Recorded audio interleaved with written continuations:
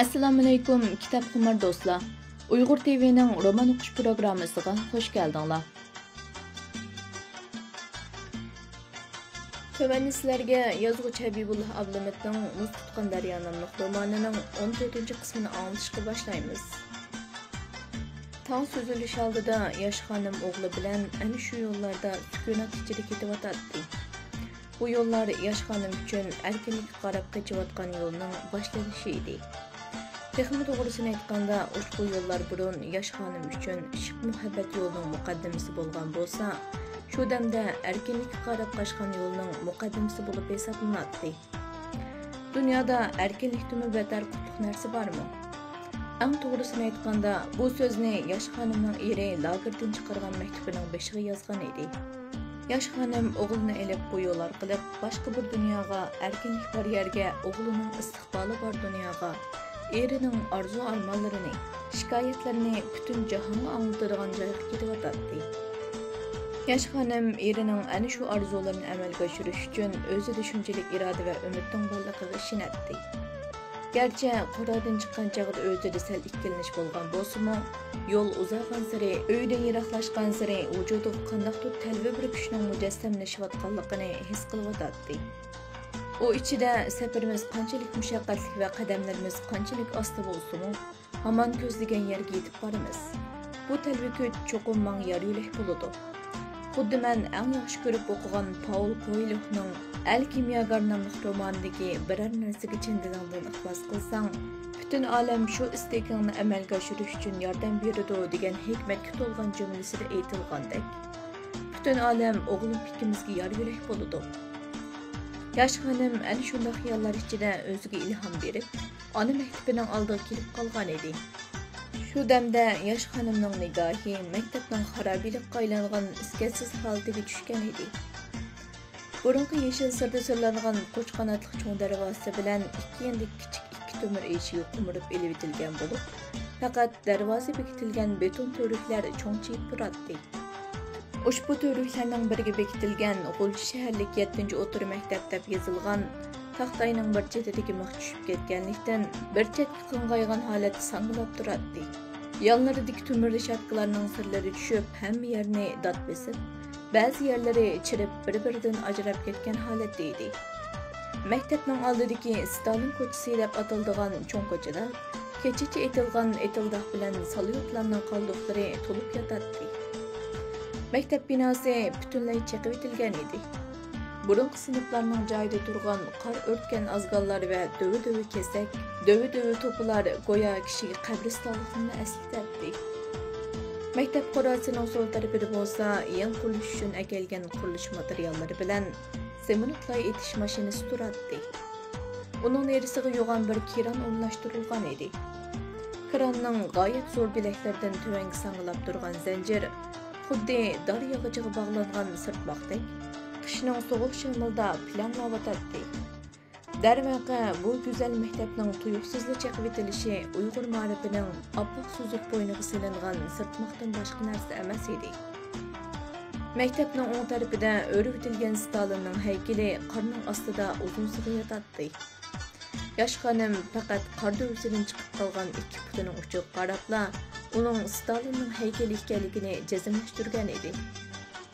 G'ulji shahardagi nuqtali o'tir maktab hisoblanadigan 7-o'tir maktab 1949-yili Stalin maktabi degan nom bilan qurilgan bo'lib, keyin Xitoy bilan Sovet ittifoqining munosabati buzilganda maktabning ismini o'zgartirib o'tgan edi. 7-o'tir maktab G'ulji shahardagi Uyg'ur ma'rifining ko'zi hisoblanadigan nuqtali o'tir maktab edi. Burun Stalin ko'chasidan o'tgan har qanday odam maktabning yeshil sirda sirlangan reshatkalariga va yonlardagi egiz bo'y tortgan bek-baraqsan serin gullarga va darvozadan kirgandila ikki tarafdagi ikki odamning g'ulji aran yetadigan shunchalik yo'g'on sidilarga bilan sharq taraf qarab turadigan usti qangal taraq binoga nazar tashlamay qolmaydi. Bo'libmi bahor mezgilida maktab qurasi tarafdan kelgan masqush puroqlar Stalin ko'chasini qoplab ketadi. Mana bu ajoyib shirin puroqlar bo'lsa, yeshil sirlangan reshatkani bo'ylab echilib ketgan qator-qator shirin gullarning puruqi edi.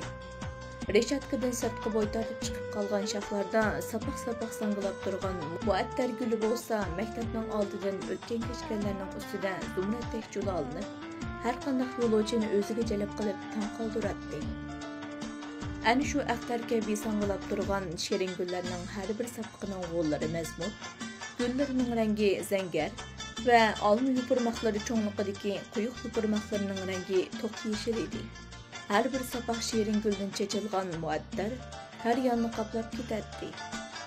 Baranlarda sapaq-sapaq sangılab turduğan, çoqulaqda ağzıq salğısı keldiğan atbağır öjünlerdek, hava boşluğunda turgan shirin güllerinin çimen gülşenleri arasında kız oğul okuğucular taң səhərdə bulbulның navasığı jür bolup, uyaqdan bu yaqqa meňep şiir yadılaydı. Olturup ders tekrarlaydı. Ana şu shirin güller kişiler tasavvurdagi shirin güllerden neçəsi çıraylık idi. Darvozdan kirgandan keyin ikki chetda qad ko'tarib turgan ikki tup yo'g'on sidi darxining ayvisi boshqacha edi. Ularning kishiga orom baxsh etib turgan salqin soyisi maktab binosining oldidagi chaqqong'ina maydonni bu jahondagi eng go'zal, eng rohat jannat makonga aylantirib etadi. Ushbu ikki tup yo'g'on sidi darxining bag'ri her yili oliy maktabga imtihon bergan o'quvchilar o'zlarining oliy maktab imtihon natijalarini topshirib oladigan muhim joyi hisoblanadi. Mazkur ikki tup sidi darxi her yili bir tarafdan nurg'ulg'an oliy maktab imtihondan o'tgan o'quvchilarning xushalliqlariga o'rtaq bo'lib, tangidek yaproqlarni shildirlatib chavoq chalsa, yana bir tarafdan oliy maktabga tanlash chekiga numeri to'shmagan o'quvchilarning ko'z yoshlarini yop-yeshil yaproqlari bilan mehrlik surtadi. Hazır ana shu ikki tup chiroyli yo'g'on sidi darxining o'rnida turgan ikki cho'nqur azbal go'yo helini qiyzilgan go'rdek sirliq tus olgan holatda ko'rinib turadi. Ayni chog'larda maktab qurasining shimol tarafidagi o'stan zimiston qishdan muz tutmay sharqdan g'arbga qarab to'xtamay eqib turadi. Yoz mezgillarida pokiz supurilgan maktab qurasiga va tantarbiya maydonlariga ana shu o'stanning zumratdek supsuzlik suvlari sepiladi. Hazır aşı o'stan butunlay tinib ketgan bo'lib, ustiga oppoq qordan keparlik yepilgan edi. Maktabda eng muhimi ona tilida dars o'tiladi. O'qituvchi va o'quvchilar ona tilida so'zlashadi. Hozircha hamma narsa biroq yo'qoldi. Na shirin gullar, na sididar qolmadi. Na maktab, na ona til qolmadi. Yosh xonim maktabning xarobasiga qarab dong etib turadi. Oğlu bolsa iştikrek bu yerden ketiş üçün anasının qo'lidan so'rayotdi. Yosh xonimning aqldan kechgan xiyollar haqiqatan qo'rqinchli edi. Bundan keyin yana qanday o'zgarishlarning bo'lganligini tasavvur qilishga kishining aqli yetmaydi.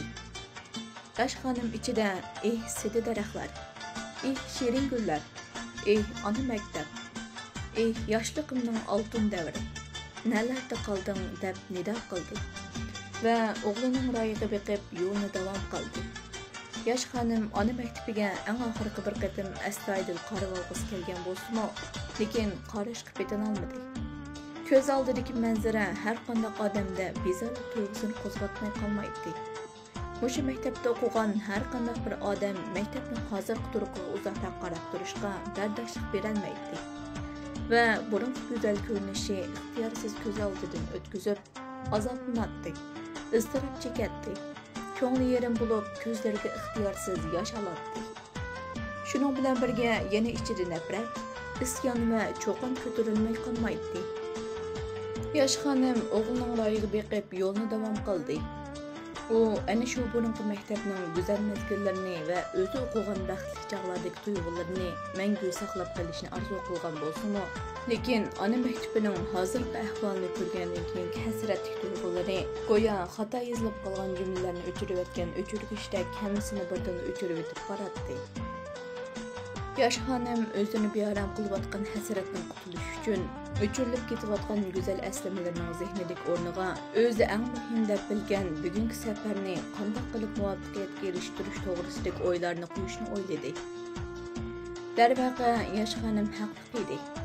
Mazkur shaharda yaqinqi 2 yildan buyon bo'layotgan o'zgarishlar bek ko'p ham bek tez bo'layotdi. Bo'libmi Uyg'ur degan bu so'zga chetishlik bo'lgan hamma narsa o'zgarayotdi. Hatto Kompartiya Uyg'urlarning yoshirin englik o'y fikrlarini o'zgartirishga urinayotgan edi. Yig'ib aytganda kelgulik Uyg'urning beshiga kelyotdi. Bu o'zgarishlarni ko'rib, qalbingizda nurg'un chekish savollar paydo bo'lsa-mu, biroq bunday savollarning javobi yo'q edi. Mubada savolga javob topish uchun ozroq izlanmoqchi bo'lsangiz, o'zingizda bezorlik va qo'rqinchlik tuyg'usini qo'zg'aydigan lagerda o'zingizni ko'ratdingiz. Shu vajidan xotirjam yashay desangiz, qalbingizda hech qanday savollar tug'ilishiga yo'l qo'ymasligingiz lozim. Uyg'urlar uchun hayot qilish shunchalik mushaqqatli. Kompartiyaning yurgizayotgan siyosatini tushunish shunchalik qiyin.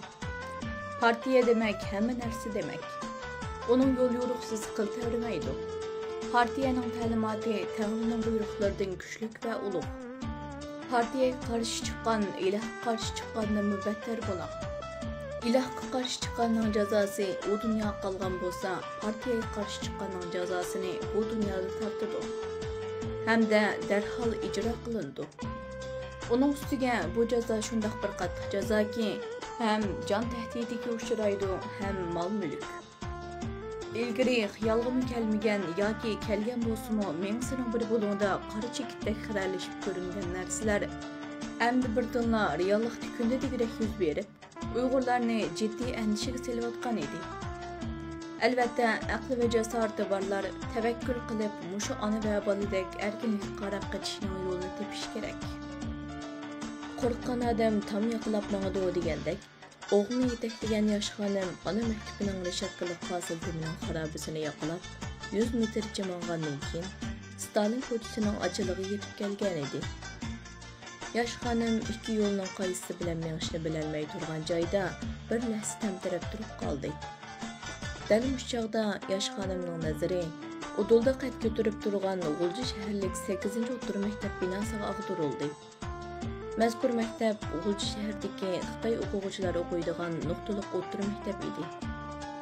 Tarixda ushbu maktab Sharq Turkiston Jumhuriyatining qurilishida ajoyib shonliq tuhfalarni qo'shgan ilm yurti bo'lgan. Ya'ni 1935-yili 25 ming kvadrat metr zaminga ilm xalqining vatanparvar, ma'rifatparvar millatini suydigan taraqqiyparvar zotlardan Hokimbek Xo'ja, Husaynboy, Tudaxunboy, Setivaldiboy va Sabir Hojiyo'qlar, qozoqlardan Ubul Xayr To'ra, Jabiqboy, o'zbeklardan Narg'o'jaboy, Tosh Muhammadboy, To'liganboy qatorliqlarning yordami bilan Ili rayoni bo'yicha ko'lami eng cho'ng, saviyasi yuqori zamonaviy maktab qurish ishi boshlanib, 1936-yilning oxirida 16 sinflik laboratoriya, qiroatxona, ishxonalar va maxsus 2 qavatli yotoq, oshxona va orqa sinf binolari bo'lgan keng va ozoda yo'riq bir maktab yasab chiqqan edi. Ushbu maktabni Ili millatlar gimnaziyasi deb atagan edi. Ayni vaqtda bundaq hamma o'quv-o'qitish aslihalari to'liq bo'lgan zamonaviy gimnaziya faqat Ili rayonidagi birdan-bir gimnaziya bo'lib qolmay, balki ya'ni butkul Sharq Turkiston miqyosidagi birdan-bir gimnaziya bo'lib hisoblanadi. 1948-yili aslidagi Ili millatlar gimnaziyasi taraqqiy qilib, 2 darul muallimin sinfi, 1 agronom sinfi, 1 chorvachilik sinfi, 2 o'g'illar to'liq o'tir sinfi, 1 qizlar sinfi, 1 bilim oshirish sinfi bor bo'lgan bilim yurti degan nom bilan oliy texnikum darajalik ma'rifat o'chog'iga aylangan edi. Mazkur bilim yurti bo'lsa, Sharq Turkiston Jumhuriyati davrida Uyg'ur xalqining suyumli rahbari Ahmadjon Qosimning qizg'in qo'llab-quvvatlashi va maktabning kundalik ishlari qadar bevosita yetakchilik qilish natijasida mustaqil Sharq Turkistonning har qaysi jihatdagi taraqqiyotlariga ajoyib ko'rinarli tuhfalarni qo'shgan edi. Yana shuni deb o'tish hojatki, G'uljida mustaqillik ko'rishi boshlangan dastlabki mezgillarda Ili millatlar gimnaziyasining qiz-o'g'il o'quvchilari tashabbuskorlik bilan harbiy safarbarlik bo'limi oldida o'tira tuturib, o'zlarini askarlikka bas-bas bilan tizimlatgan va darhol oldingi safdagi jang maydoniga avatishni talab qilishgan edi. Ani shularning ichida harbiy jihatdan pishib yetilgan bilimlik gimnaziya o'quvchilari bo'lsa, eng muhim xalqlik o'rinlarga taqsim qilingan. Ularning ko'pchiligini har qaysi jang maydonlariga avatgan bo'lsa, yana bir qismlarini qo'mondonlik shtabga, vaqt hukumatning har qaysi bo'limlariga, soqchi o'rinlariga taqsim qilgan edi.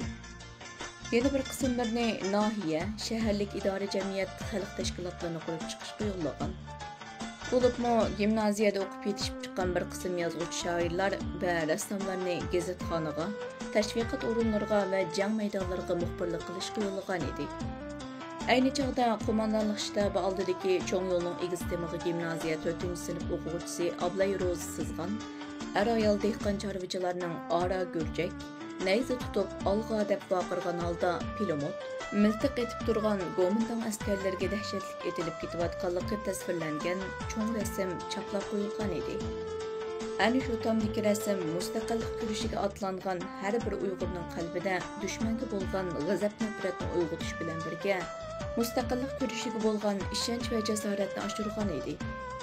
Shu chog'larda qonliq kurash olib berayotgan kunlarda Ilmiy Millatlar gimnaziyasining o'qituvchi-o'quvchilari bir jihatdan odatdagi ma'rifatchilar emas, balki o'tkir siyosiyon, kuchli tashkilotchilar sifatida tunilgan bo'lsa, yana bir jihatdan jang maydonlarida qurol tutib, qon kechib jang qilayotgan bahodir qiz-o'g'il jangchilar sifatida tunilgan edi.